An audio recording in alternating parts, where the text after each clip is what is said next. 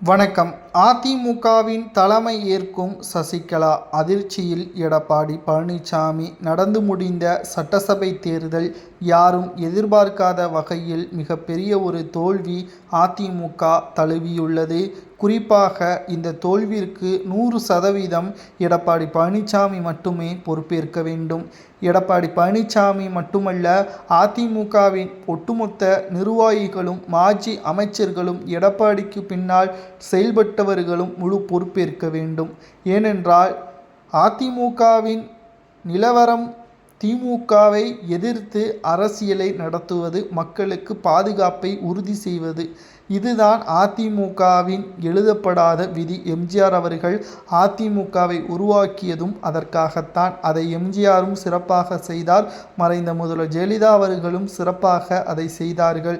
எடப்பாடி பழனிசாமி அவர்கள் பொதுச்செயலாளராக பதவியேற்றதிலிருந்து குழப்பங்களும், சசிகலா அவர்களை கட்சியிலிருந்து நீக்கி துரோகம் செய்ததும், குறிப்பாக ஓபிஎஸ், வைத்திலிங்கம், மூத்த நிர்வாகிகளையும் மாஜி அமைச்சர்களையும் கட்சியிலிருந்து நீக்கி அவர்கள் திமுகவிலும் விஜய் அவர்களுடனும் இணைந்து விட்டார்கள்.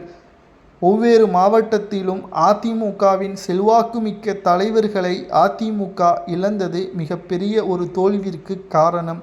எடப்பாடியின் ஆசை பொதுச்செயலாளர் பதவி, அதிமுகவின் முழுமையான அதிகாரம். தற்பொழுது அவர் நினைத்தபடி அது நடந்துவிட்டது.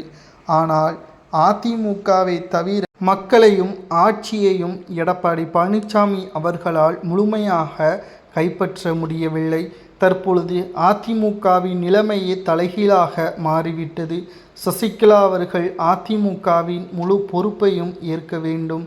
அவர் உருவாக்கிய புதிய கட்சியை அதிமுகவில் இணைத்து அதிமுகவின் தலைமை பொறுப்பிற்கு சசிகலா அவர்கள் ஏற்க வேண்டும் என்ற கோரிக்கையும் முன்வைக்கப்பட்டுள்ளது.